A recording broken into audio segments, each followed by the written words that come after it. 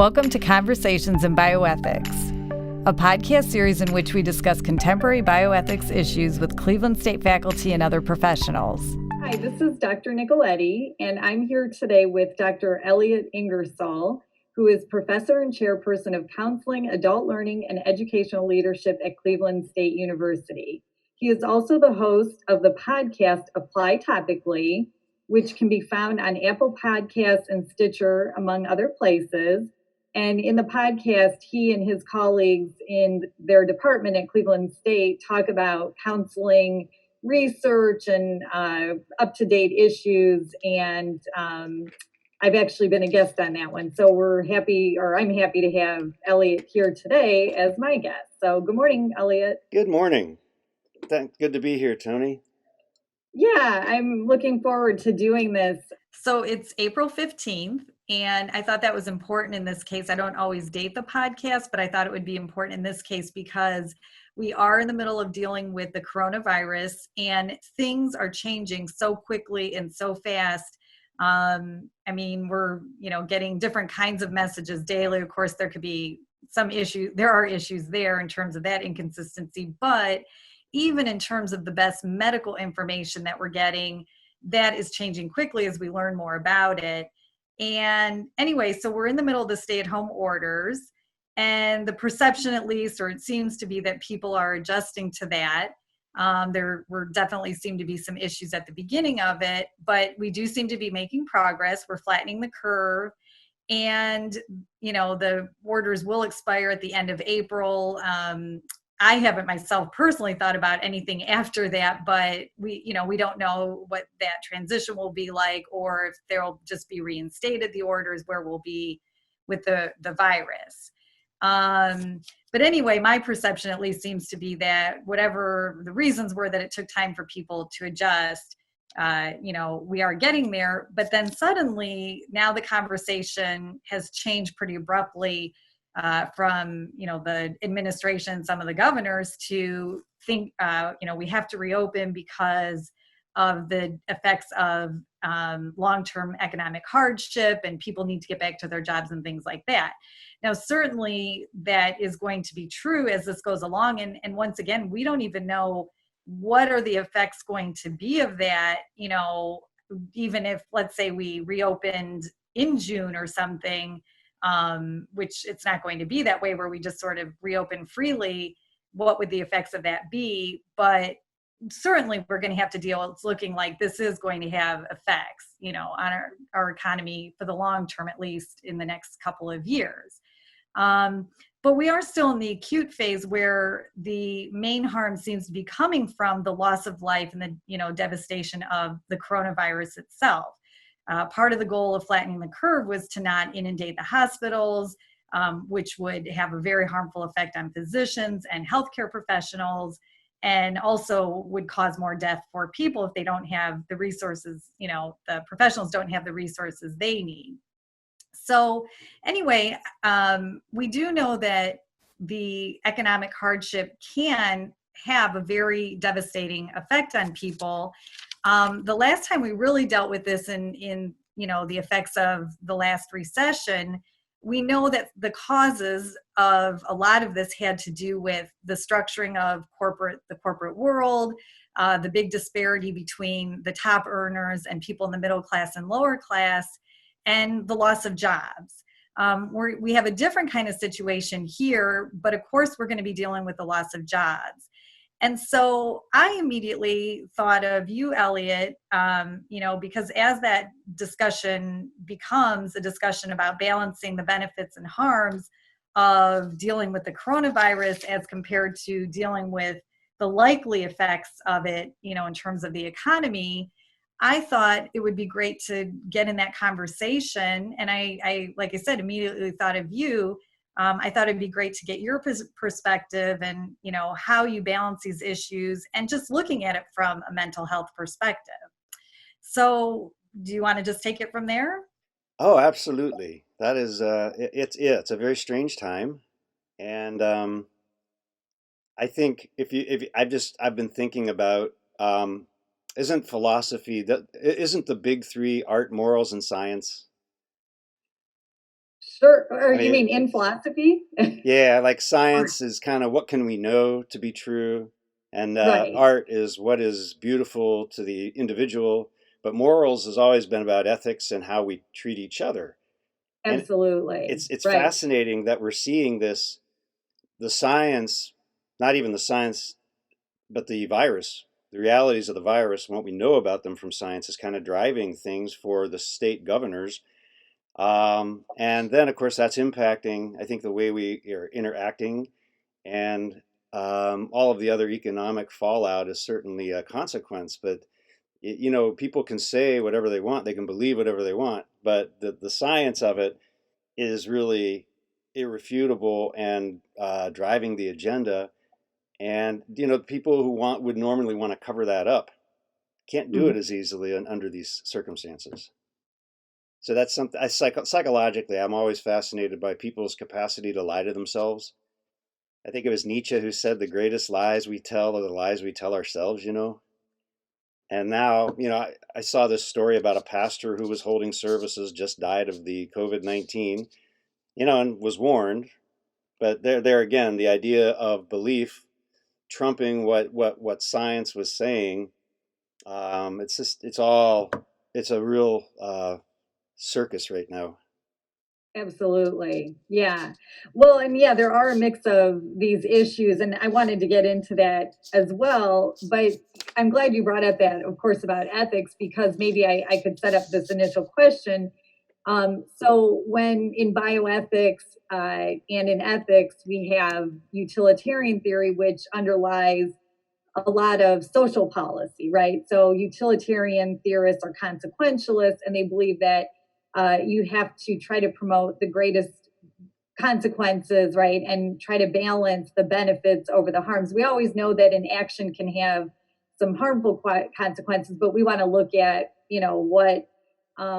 which actions on balance will promote the greatest good. And so I was thinking about that in terms of this idea of, we have to open the country and get things going initially about the economic hardship. And you're right about there's these other issues people raise about religion and the right to worship and things like that.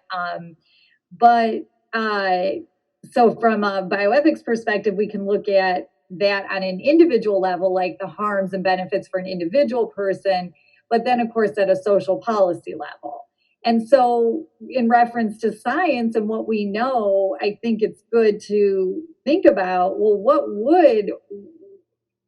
are the real consequences? So, for example, we know that in the past years, you had mentioned it, the deaths of despair and the Yeah, higher suicide rates among certain groups of people, and these being related, I think, to economic problems and not yeah. have, if you want to say a little bit about that.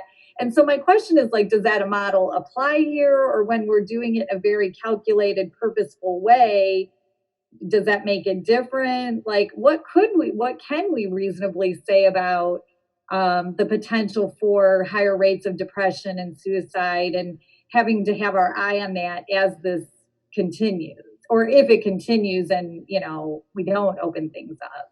Yeah, because it could be a long game here. There's lots of articles about maybe university remaining remote for a while, and this debate about when do we open things. So you mentioned the utilitarian argument about the greatest good for the greatest number. Mm-hmm. That's from Star Trek II, Wrath of Khan, right? When Spock says, Yeah, yeah. Well, "Yeah, it kind of started in the 19th century with Bentham and Mill, but yes, yeah, we the needs of give the them a many fair outweigh the due. needs of the few or the one." Yeah, Yeah, yeah. yeah, and that's what social distancing, sheltering in place is all about. Um, and then people are taking the economic perspective and saying, well, yeah, but by doing that, there's also damage being inflicted. But right now, it's visible to people without privilege for sure. But for people like me, there's still this buffer zone. I know it's Hmm. hitting, people are dying in homeless shelters and nursing homes. I know that. Um, and I'm aware of my privilege where I have still distance from that. But Right. I'm not really certain demographically how many people have that. there was Right. that deaths of despair was really about how the 1% economy has decimated small businesses, farmers, Mhm. truck drivers. It's just all about how much can one person or one group own. And white males in their 50s are like one of the top groups committing suicide because they've attached meaning through their work and the work is gone.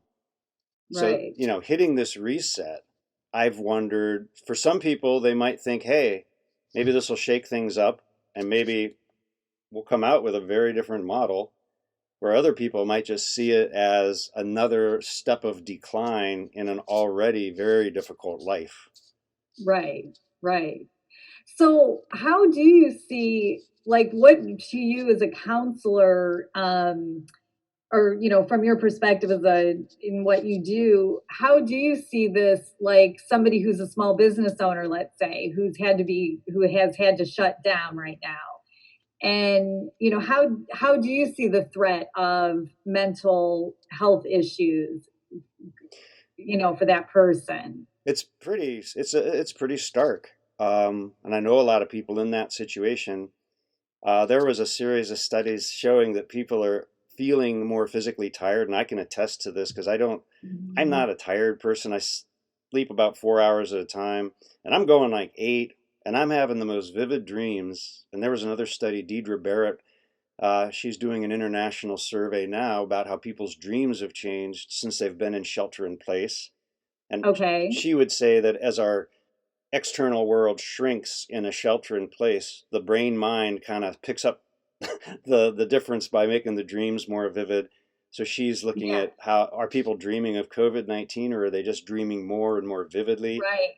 So there's definitely effects there. But for people who have these pre-existing conditions, What and uh, I would say that, like, is signaling something on their minds, right? That even is coming out, and, a change in your mental, um, yeah, inputs and outputs or something that absolutely.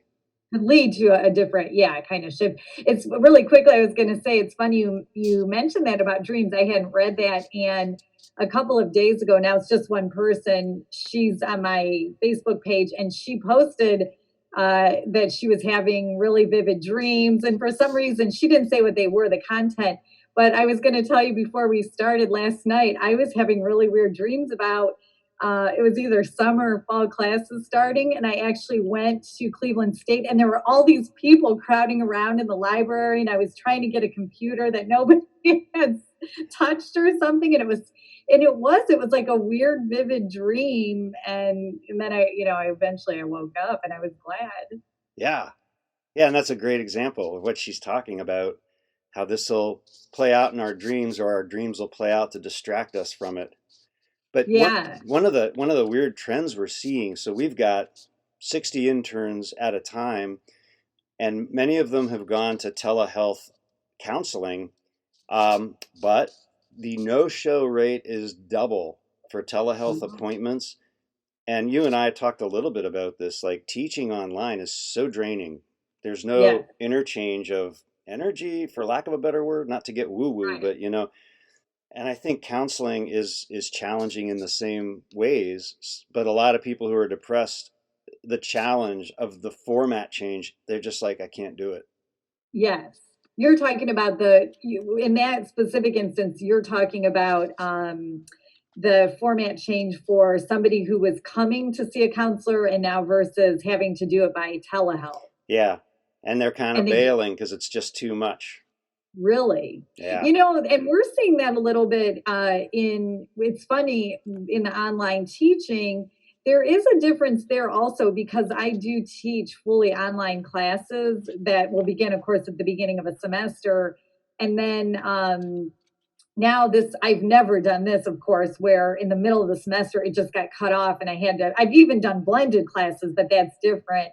But here, yeah, where we should probably even say something about that, how the way that we all transitioned was we just got an email saying we're going to transition to online. They gave us time to do that, of course, and everybody's been very understanding about it. But I think even the students who were taking fully online courses, that's a very different kind of thing than people who had an expectation of continuing a course after spring break in the classroom. Maybe there are people, some in there might also take an online class, but this is such a different experience than having prepared yourself that you were going to take an online class and Yeah. doing it very voluntarily. Some of those people also bail right at the beginning of the semester and say, I thought I could do this for convenience sake, but I don't like it. I'm going to take, they'll drop it and take something in the classroom. So yeah, and we've had students like that where they were great students in the classroom and they have just disappeared, and not to be, found. So yeah. Yeah. So I can imagine with the telehealth that would be an issue. And one of my classes, the psychopharmacology, I got 73 people in there, and that's like insane. So we record lectures now, and then we break up Q&A into 5 groups of like 15, and they've been great sports about it. Very proud of them, but it's just so I crawl into bed at 9 o'clock sometimes because I just can't stay awake. I'm done. Yeah, it's just such a different experience. And I should say, by and large, the students have done a great job converting, but they'll say, that it's been tough, and, even the ones that are trying to get through it. And I know for me, I teach online and in the classroom, and I feel like I need that class, that on ground, breaks that up, the other classes that are online. And now just to have everything straight online, and like you said, videotaping lectures, and it's such a different dynamic for everyone. And I keep trying to just tell my students, let's just power through it. And if you can, I mean, we've given them all kinds of options, but just do your best. That's all we are expecting of anybody under the circumstances. Yeah. So yeah, that's been tricky. So I wanted to ask you, okay, so when we were talking about, a couple other things I want to ask you about. One, and this is still about the social distancing in terms of heading back as we maybe move out, and get a couple of thoughts you have, and then we can talk a little bit about some of the other things we discussed about, privilege, and initially why people resisted some of the stay-at-home orders. So 2 things. As we do start to transition back, there's going to be people, this is not obviously going to be just everybody charge, and go back to normal.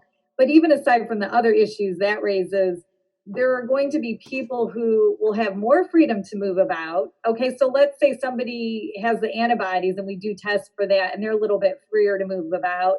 But then other people are not. And let's say in particular, you have elderly people with underlying conditions that make them more susceptible to getting sick and dying from coronavirus. And they may be required to, recommended to, whatever you want to say, continue to socially isolate. And one of the things and this is just my personal wondering, based on what I know about the psychology of groups, and how people operate and how much they desire to be part of a social group. What do you think about, like, are they going to be particularly vulnerable? Because sometimes, okay, we're all socially isolating, but we're, as they say, we're in it together alone. So at least that other people are doing it and you're not watching them. And so that was one concern I had, is, are these people going to be particularly vulnerable? Let's say you're 25 and your friends are really moving about more, but you have good reasons to know you need to continue to self-isolate. We know how susceptible people are to being, to having anxiety over social media and seeing, what do they call it? FOMO, right? Fear of missing out. Yeah. And so now here you feel that way. And then the one other, thing I wanted to mention, I was reading this last night, and then I'll let you say what you want about any of these or all that you know about. For many people, whether they're free or not, they're going to feel very afraid, right, to go back into the world. It's going to be really difficult. And I even read that some people, and in particular, what I heard mentioned was many health professionals are now going to be at risk for PTSD or some type of, trauma once Yeah. this is over. What are your thoughts about Oh, any of that? well, absolutely. And we're already seeing the trauma play out. Some nurses have done journals that were published in some of the newspapers. For you younger listeners, a newspaper is like radio news printed on a page. You read it analog fashion. I, it's not on your, that can be on your phone. But, Yeah. I was reading some of these accounts, and like the one woman was writing about having to decide, we have a new patient who has a good prognosis, but we have to take someone off a ventilator who has a poor prognosis. Where are we Right. making decisions about who lives and dies? And what that is going to be very traumatizing, absolutely. And what we Right. know in terms of treating trauma, uh, like with law enforcement or military personnel, they do best when they are treated by someone who really knows their life in context and who has lived it. And I hope that we're able to bridge that context with people who maybe had more privilege and didn't work in an ER, therapists. But I also know that, again, nursing and medicine are very disciplined, strict professions, and they tend to do better with people inside their circle. But we want to make sure that we're offering something to them. I think Right. the piece about like people who might be sheltering longer is a tough one too. We've talked a bit about in the past kind of the breakdown of community in the United States, which is also kind of reflected in this 1% people moving to gated communities as opposing to their kids going to the same public school as the person who works in the factory. But the elderly, the increasing elderly population has always been cut off in our kind of age Yeah. fearing society. Hmm. One of my Yeah. students said it would be great if we could create outreach programs to like maybe offer just counseling or psychological contact to people in Right. those situations, and figure out a way, if they didn't have the technology, to get them the technology so that a few times a week they could be talking to someone on a regular basis, develop relationship. And I think that's the kind of thing that counseling students should definitely be looking to do.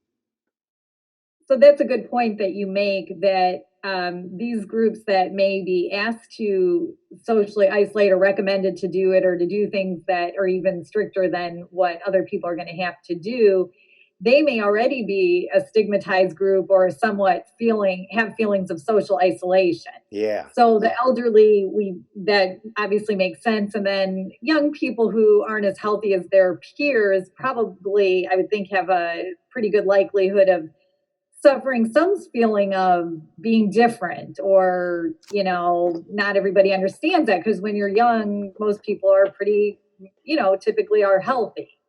So your thought is that we should try to set up some ways to help them cope with that, or to reach out to them to make sure that they are getting what they need in terms of social connection, and Yeah, now not further. maybe that could If that, start a new normal that is more inclusive. When even a right, younger person who uses a wheelchair, so many types of spine injuries also come with compromised immune responses. And, we've got to be mindful of all these groups who are going to be left out of the slow return to normal, if we could right, phrase it right. that way. Yeah, yeah. So why don't we talk a little bit about some of the issues of social justice that we were chatting a little bit about this, because you've mentioned a couple times. So a couple things that I had jotted down were about, one, the who has the privilege of staying home. And then secondly, we're now hearing a lot about the social disparities of the coronavirus. So we hear that it doesn't discriminate against race, ethnic background, age, religion, etc. But to some extent, it does seem to be. So we have, higher death rates in minority groups, and in particular African Americans. So let's start just a little bit about the privilege of staying home. You had some thoughts on your mind about that. Do you want to just chat a little bit about it? Yeah. I mean, I'm thinking different people I know and different people I've worked with, people who live, for example, in a mental health boarding home. They're suffering from schizophrenia. this is really going to hit them hard. And that's where like their current service providers need to figure out a way to maintain psychological contact and support for them. But I worked in a lot of those places. There's not a lot of space. There's not a lot of privacy. And, these are people who have trouble with cognitive organization to begin with. And so their challenges multiply when a situation like this unfolds. We've mentioned the number of homeless people who are dying in shelters because they can't. I saw a thing in Las Vegas. They had a parking lot broken up into 6-foot spaces where people were sleeping. And I just think a society like ours can do better than that.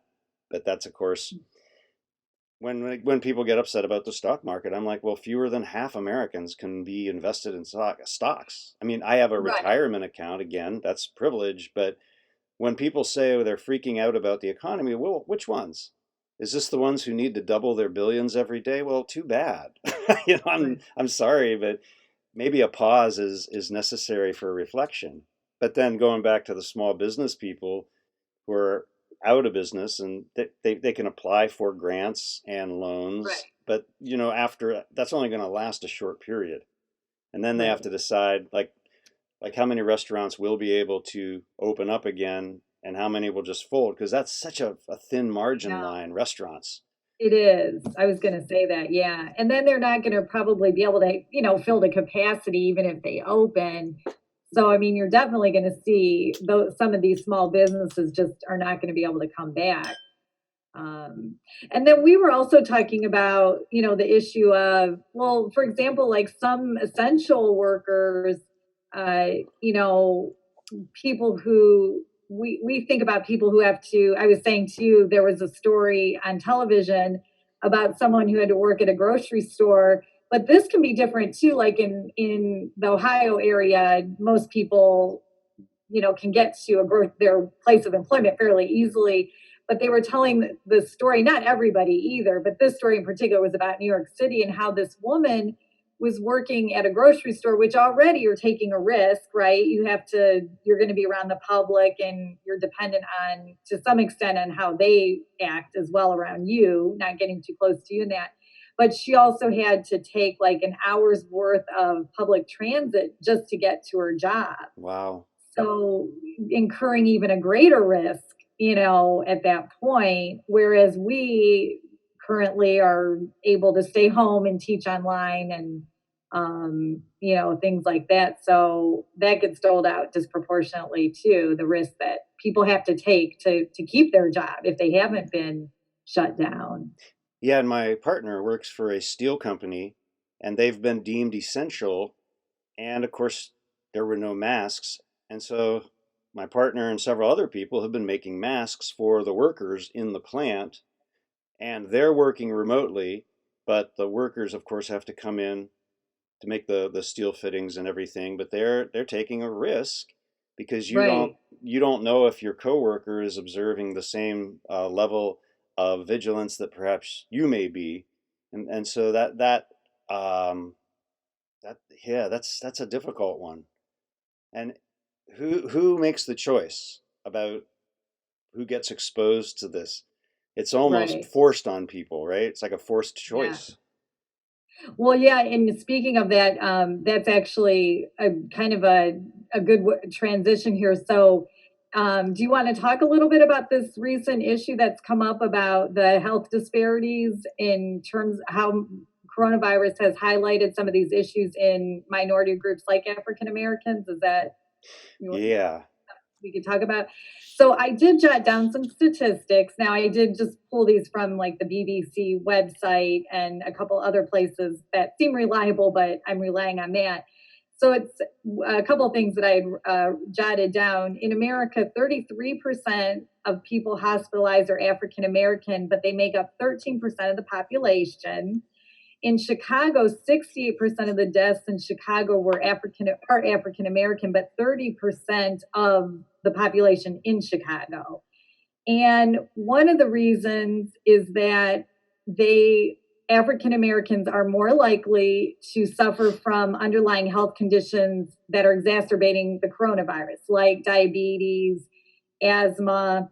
So, for example, they might be more likely to have issues with asthma because they're also more likely to live in an area where they experience more air pollution. They have, maybe the grocery stores where some shop are less healthy, less health insurance, poor quality health insurance, and less intensive care. And so, what the coronavirus is highlighting an issue that is already there, right? About health disparities. It's not saying that they necessarily are easier to contract it, but because they have these other issues and issues with social conditions that have not been remedied, they're more likely to suffer greatly from it. And the last thing that I thought was interesting, and my mind went to when you said something a couple minutes ago. They may also have had less initial testing, so there was a silent spread there, and that's why in the peak they're highly represented. Yeah, I think that's a really good set of stats that summarizes some of the horrors of the social stratification in our society. It reminds me of Kurt Vonnegut, who wrote, "It's no crime to be poor, but it may as well be." Right, You know, right. And then what do you know anything about, like, so, I mean, or would you like to comment about also maybe in particular, how could this affect, mental health issues as well in those communities, how it's going to roll into that? yeah, and unfortunately, a lot of those communities we see people a bit more guarded and perhaps hesitant to engage with mental health services, um, Oh, especially if it's with someone who looks like they never lived in that neighborhood. Um, right, and we have a very diverse student body in our counseling program at CSU, so we have a lot of good dialogue on this.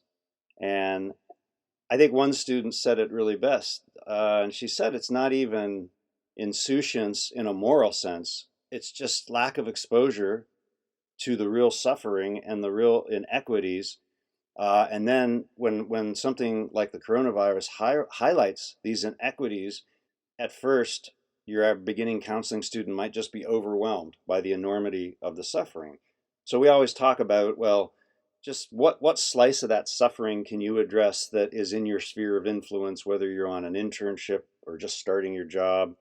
And what have you learned from your fellow students who, grew up in communities like that about how to right, approach people and how to invite people to access the resources that are available?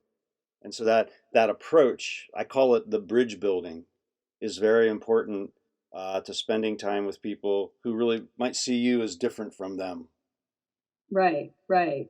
Yeah, so do you think that even these issues with the that this is now highlighting in terms of these underlying health issues, and the hope is that we start doing something to remedy these, terrible statistics. And one statistic I had, this was in reference to Chicago again. They're in the community that has the lowest mortality rate. So the average death rate was around 60, was 95% African American. And Hmm. there was another community in Chicago where people they had a higher likelihood of living to the age of 90. And that was, of course, a predominantly, white area. So the hope is that this also can, bring to the forefront some of these issues and social disparities. Do you think the same could occur in terms of mental health counseling and sort of rethinking, how we approach that, or? I hope so. And I know that there are two variables that we always look at. One is, of course, legislation, parity for all. There are multiple mental health professionals who can practice psychotherapy. Mhm. It's protected by law, but that would include psychologists, psychiatrists, psychiatric nurses, occupational therapists, counselors, social workers, addiction therapists, marriage and family counselors. So we know they have roughly equivalent training in the psychotherapy area. And so making sure that they are able to work providing services and get paid for it, that's important. But the other Right. piece that's daunting, and you might have some thoughts on this, my personality theory class, we covered evolution, how our brains are shaped, and how does that affect our personality. And Richard Dawkins has a talk where he's like, yeah, we evolved in middle world. We're very good Mm. at kind of seeing what's in front of us, what's around us.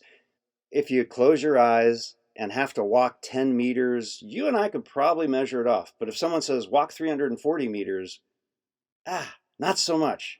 And so, like, Right. the people and the events and the struggles in our communities, we see more clearly than those that are farther away and therefore more abstract. And the way our mind brain is developed is to deal with what's in front of us first and Right. give it more attention. And so it's like, now how do we act locally in a way that affects things nationally or globally? I think that's the daunting task.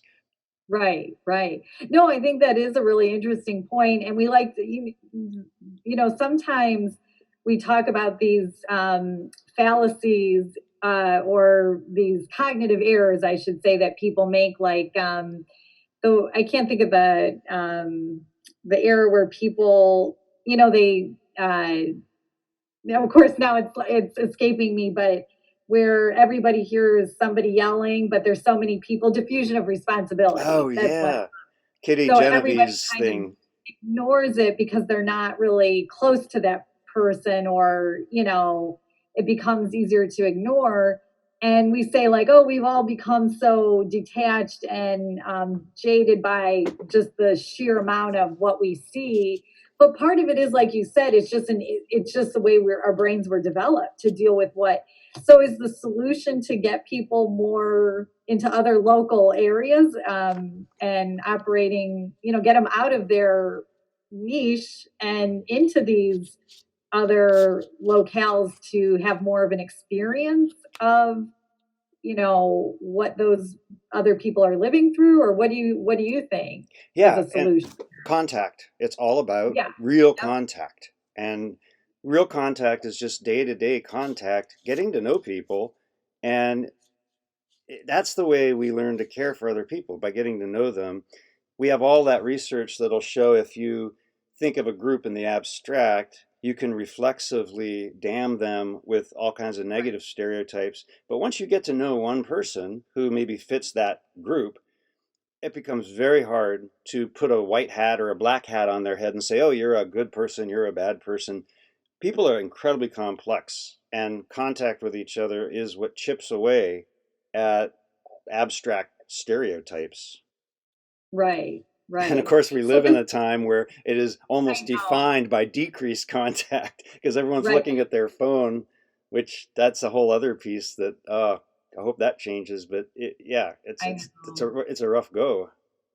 Right. Well, and also some people are saying that, so in our particular arena of online education, that I was getting so frustrated listening to somebody and it was like a university that's all online, saying people are going to realize you can just do all this online. You don't really need, and I know, and I'm just like, no, we need to No. get to the opposite conclusion.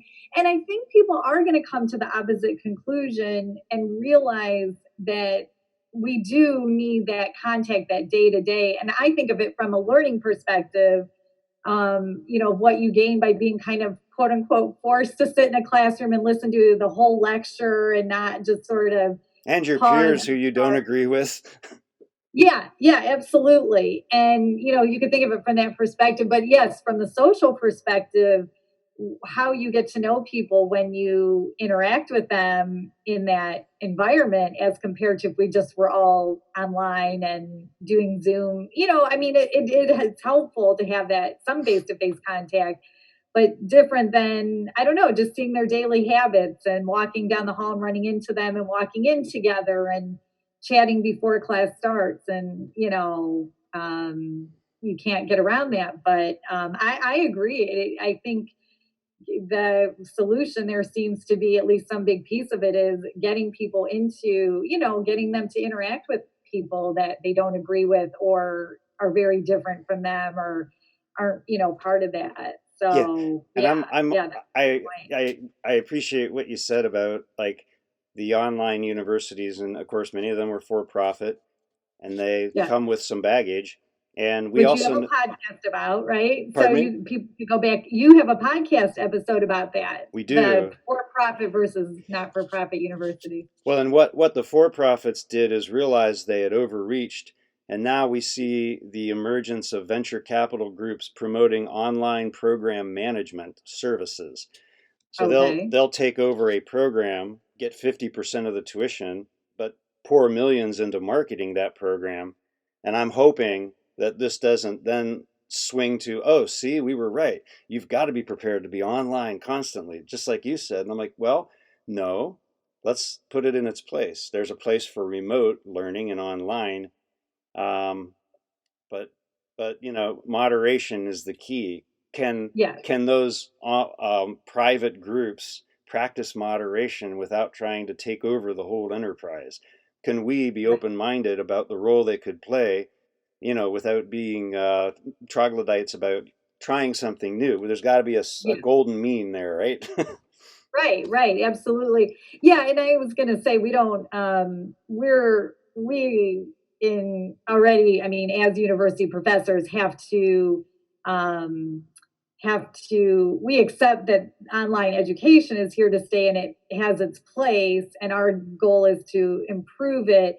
But yes, my great hope is I don't want it to completely take over, and I don't think it will. And I think that this experience is just going to highlight once again some of the pros and cons of it and how can we improve it, but also how can we get back to the classroom, right? You Yeah, know, yeah, I think we already know that we're going to be online all in the summer, right? But we don't know anything yet about the fall. Is that correct? that's correct. Yeah, we'll be online for the whole summer, and then the fall. Most university presidents, as I understand it, are following the governor's lead. And he, in Ohio at least, has been following the advice of his chief medical officer, which I think that's why you have a chief medical officer. So, yeah. Right. But, So some go of the ahead. things you can do, I, I, I will be guilty as charged for sometimes taking education and making it edutainment. Um, Absolutely. but that my brain works in a live group. Someone will say something. It's kind of the way I podcast too, right? I'll just kind of go. Mhm. But then I'm making these recordings, and I'm like, oh boy, this is rough. And I got a ventriloquist dummy from Father Christmas, like in 1968, Carl. So Carl's been doing the recorded lectures with me, and it's Okay. damn strange, but it's keeping the students tuned in just to see what Yes. Carl's going to do. And I'm like, okay, there's got to be some other way to keep people's attention, other than just the talking head. But yeah, we have to improvise. But it's not, everyone says, even if it's convenient, it's not the same as being there. No. So, Elliot, have you talked to e-learning? Because that is the most unique online learning tool I've ever heard about. I haven't seen that in a webinar yet. I'll That's send you a clip. you can. absolutely, yeah. I love it. I wish I was as clever as that. Just a couple other things that I wanted to just ask you about. One, and then to get your advice, I'll plant the seed. So one of the things we talked about, I just think the psychology of how people operate against rules and how they manage that. Um, I, and then we want to end with a little bit of just some advice for people as they continue to get through the social isolation. And maybe because we sort of did venture a little bit specifically into online learning, we could talk about this for our students as they go into these last few weeks. But we were talking the other day about the social distancing and stay-at-home recommendations and seemingly the initial resistance to it, or some of it is just not absorbing it, right? It's like you're in this completely unique circumstance and you're using your old assumptions and your prior beliefs to deal with what is not what isn't normal.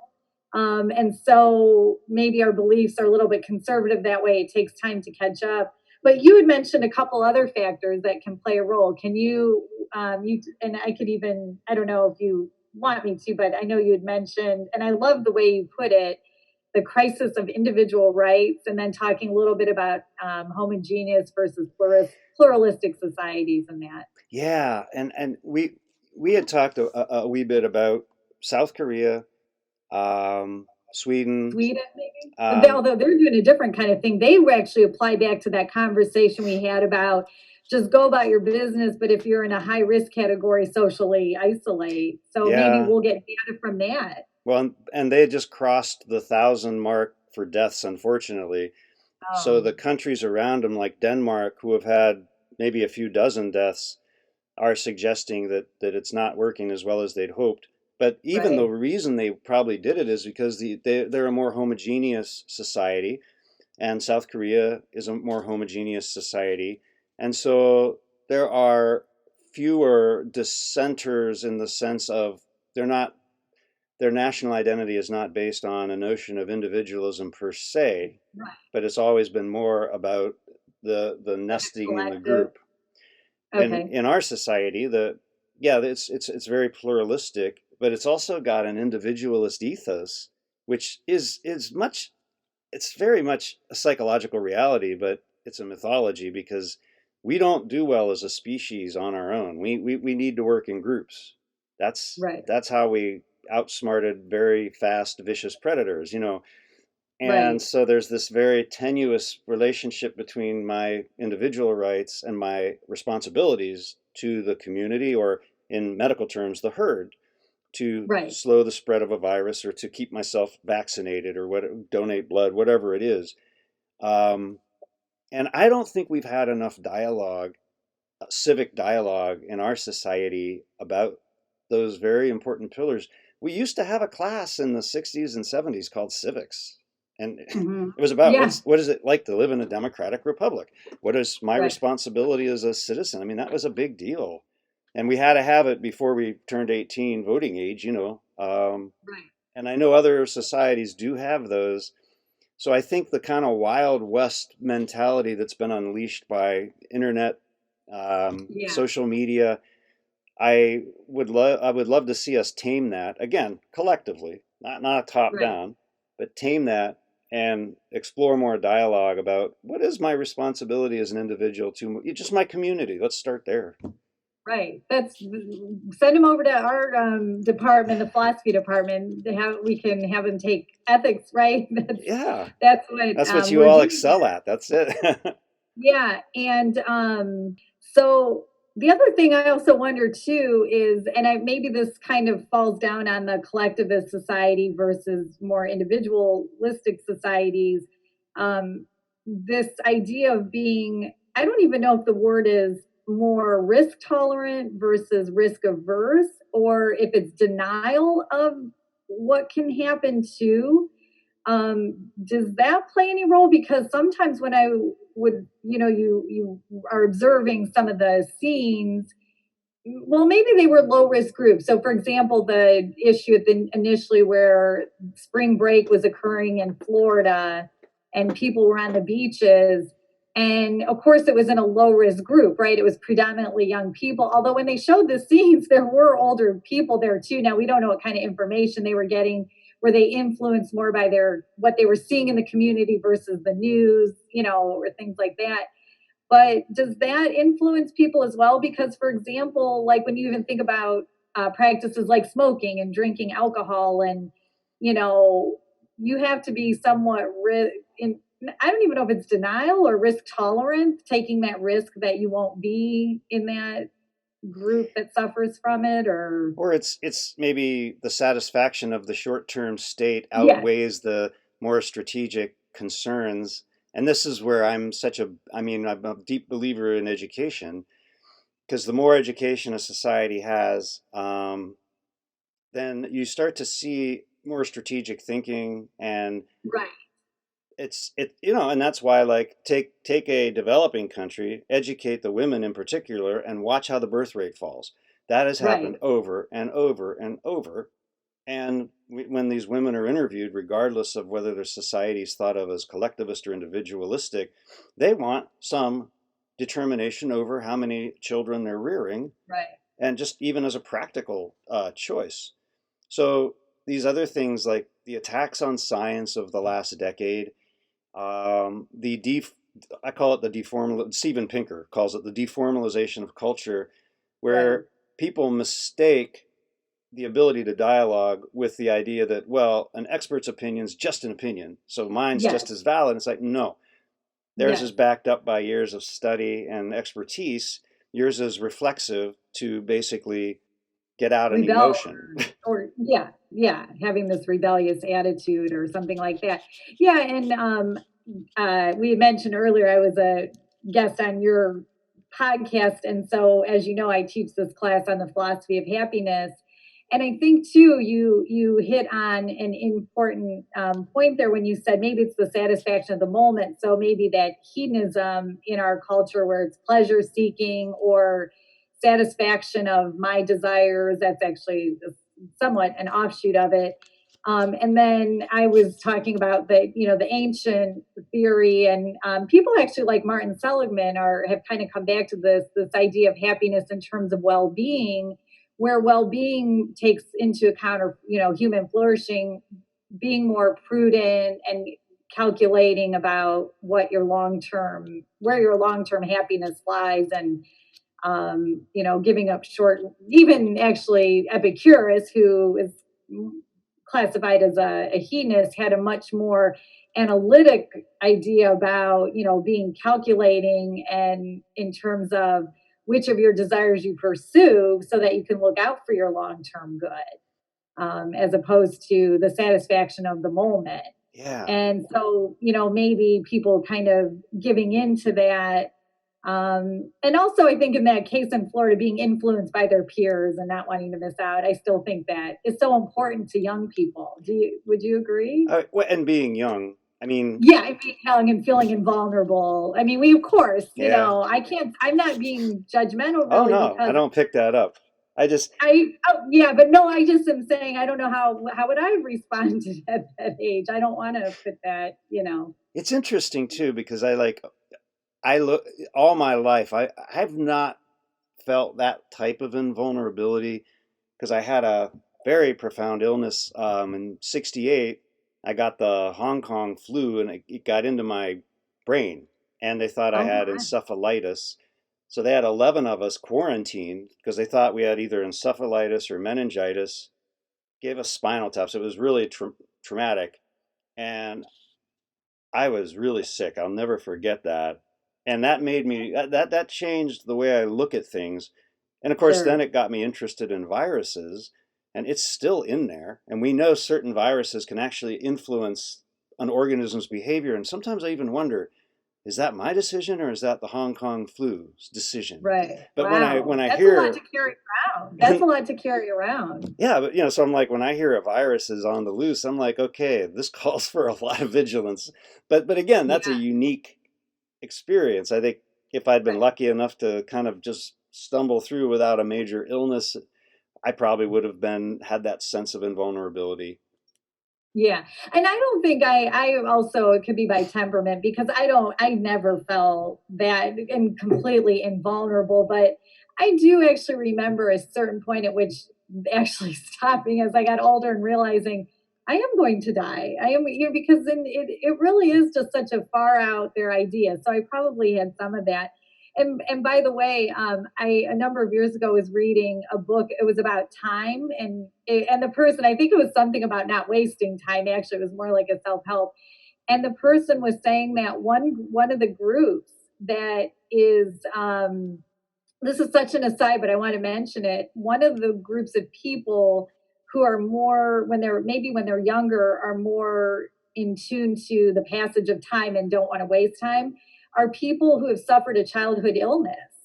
Oh, So yeah, because they do lose that feeling of I have forever to get this done.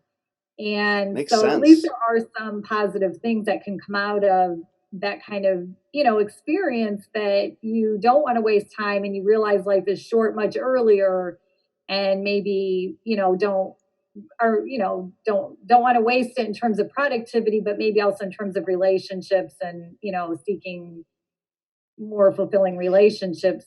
And we know that in counseling too. It's like if you have a group, they used to have open-ended groups where you could be in it as long as you want, and all of the research said no, you've got to have an end. Even the psychological awareness of finitude, of an ending, people will get to work quicker in the group. But if it's Right. ongoing, there'll always be an ever retreating existential horizon. Well, I'll deal with that next group. I'll deal with that Yeah. next group. Yeah. Yeah. Well, let's just to end on a you're good. You give me so many good segues here, so I have to segue.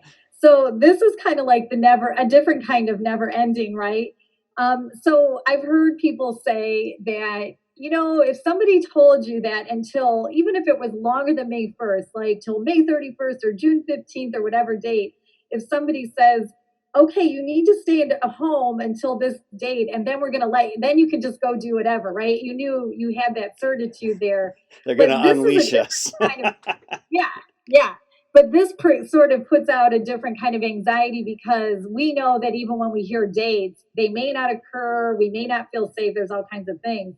So what I was wanted to ask you to do is, maybe currently with the social uh, distancing, and then if you want to add anything to it, if you could just give us a little bit of specific advice for how people can deal with it. And I thought, even for the Cleveland State and other college students who are going into the end of the semester, do you have any who are trying to really forge on, but they just, are going to keep tripping over themselves because they're just dealing? It could be just somebody being sick, Yeah. but then just also dealing with, maybe they do still have to work because they might work in a grocery store, or just being at home isolated. What kind of advice do you have for all of us? Well, they say the worst vice is advice, but here goes. You've got. It's okay. um, I'm reminded of it was a linebacker for the Green Bay Packers in the Lombardi era, Lionel Aldridge, and he was atypical in that he developed schizophrenia much later in life. And I was watching a film about how he kind of pulled his life together, and he said, I started with the small things that I had control over. And he would talk about brushing my teeth, 2 or 3 times a day.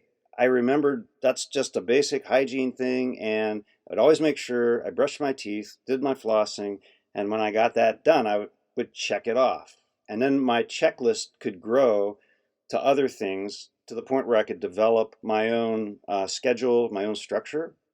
So even Okay. if you're at home and the times and the days are blending together, you know, get up at your usual schedule, change your clothes like, Mr. Rogers would take off the sport coat, put on the sweater, change your Right. attire if you're going to work from home.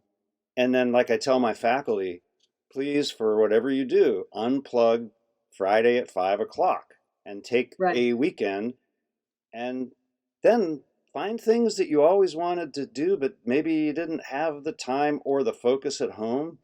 Maybe it's things with your family. Although, like kennels and pounds are closed, there is still a thing called Pet Finder where you can Mhm. adopt an animal. If you were thinking, well, I want to get a dog, but I wanted to be at home to train the dog, well, Right. okay, this might be a time to do that. And then I think look for things in your community that will keep you connected to other people. That we've had, like I'd mentioned, multiple blood drives around Kent, and I think that's been really helpful. Just finding ways to feel like you're offering some aspect of yourself that will be helpful to others. That's really what we excel at as human beings, and we don't want to let sheltering in place, you know, uh, stop that. Rob us of that, or yeah, yeah. What about students? What would you say? Do you have any advice you could give them? I know I don't want to put you on the spot, No, but just no. something to help them get through the end of the semester when they're trying to study for challenging material like philosophy, and in your courses, and of course, everything around math and that, and yet their minds are so weighted down by these other things. Well, How can I think they? it's like faculty and students. We have decided as a faculty we're going to be over the top with transparency and communication, and we've Right. checked this with students, and they're like, no, we would rather get a bunch of emails that are kind of annoying Yes, than wonder, hey, what's going on? And then, absolutely. reminding students, what were your strategic goals when you came into this program? And especially with counseling, there is absolutely no reason those goals are still not realistic and Right. valid. And it is important for your Right. future and the people that you're going to treat. So if you have to write those down and pin them up or tape them on your computer screen, remember what got you into this in the first place and why it's important for you to finish. Right. That's such excellent advice. And I actually want to add to that because I was thinking about putting up an announcement in my online classes because we're now getting some emails saying that, maybe students, if everything goes online for a while, they're trying to finish this out, but we may see a drop in enrollment because they're not comfortable with the online environment. We don't know. It's the unknown. There could be all kinds of reasons, including financial, of course. But I was thinking about that with my students. I have students who have never done any online and they don't like it. And they were really tripping at first, trying to find things and, on the page. But I wanted to say to them, now that you've kind of taken on this challenge that you didn't think you'd have to take on, you still have a goal of maybe getting done at a certain time, or have a plan. And even though the plan, it's don't let the perfect be the enemy of the good. It's something like that, right? It's not the exact plan because you were going to take these classes in the summer in the classroom or whatever. If you think you can do it, and it's just you wish you didn't have to do it that way, but you are up for the challenge of it. I want to urge them to continue on. And it's a great lesson for them for the long term, right? That they're learning now, that you still want to keep that long-term goal in mind. And I like your addition of it. There's people waiting for you to help them. Yeah. Right. You can persevere. And so there's an existential kind of piece to this too, the persevering through crises in the belief of a greater good, which could be finishing one's education and then going out to do what one hoped to do with that education. Right. I want to ask you one question, get your idea, and then I'm going to let you go because I know you have other things you have to do. So in my philosophy of happiness class, we were doing as a part of an experiment because they were going to write a paper at the end and talk about it. Each Tuesday for 6 weeks, we were following, her name's Sonia Lubomirsky, and she wrote a book called How of Happiness. And she claims that the best way to keep a gratitude journal is you do it not every day, you actually do it once a week. And they did this experiment. And the thought was that they did it with students over 6 weeks and they added 3 or 5 items each week. And so she said that the optimal as compared to every day is that you don't get bored with it. You don't treat it like a task, and it still had a benefit. Okay. That's what she claimed. So we were trying it. And every Tuesday at the beginning of class, I gave them, a handout, and we were all jotting down a few things we were grateful for. So we could look at it all together at the end and say, did that make a difference? Well, then, of course, we got cut short. And so I had thought about not doing it online or making any kind of announcement about doing it. And then I changed my mind and I decided I'm going to put the announcement up. But I was very transparent and said, some of you just may not right now be in a space to do it. But if you could push yourself a little bit, maybe to continue it. And so I was even thinking about it in these terms that if you can push yourself a little bit, even to do, like you were saying, just a 5-minute thing that's sort of gratuitous, it's a way of taking control of your time in your life and letting yourself not focus on all the heavy stuff for 5 minutes that you're writing down what you're grateful for, or engaging in some kind of play or other activity. What do you think about that? Oh, I think that's great. I think it's so important because it's like in counseling, we would tell people who had a very intense session, it's okay to stop thinking about this for a while. So your homework is to think about things that bring you joy, focus on things that bring you joy. We'll pick this up next time. And so it's just like, you've got to have something to take a break from. And if it's also something that helps you reflect on things you're grateful for, I think that's a double win. Yeah. I mean, even in the particular activity, we'll see how it goes because we're going to talk about it, towards the end. But I just thought the more I thought about it, I thought, I don't think this is frivolous to even just to suggest to them that maybe they do it because it's one possible activity for taking some control back and, allowing yourself, like you said, not to think about the heavy stuff all the time. Yeah. And that's important. We've all got to do that. Yeah. Well, Elliot, I really appreciate your time. And this has been so, as always, like multidimensional in terms of the ethics, the counseling, giving some advice here at the end. And I just really appreciate it and just staying connected with colleagues as well. Yeah, it's always a joy to dialogue, and I appreciate your flexibility with the format. Oh, yeah, absolutely. And I enjoy your backdrop. Yeah, my Christmas lights and yeah. Yeah, and your books, it's all very visually stimulating. So thank you. Yeah, well, thanks again for having me. It's been great.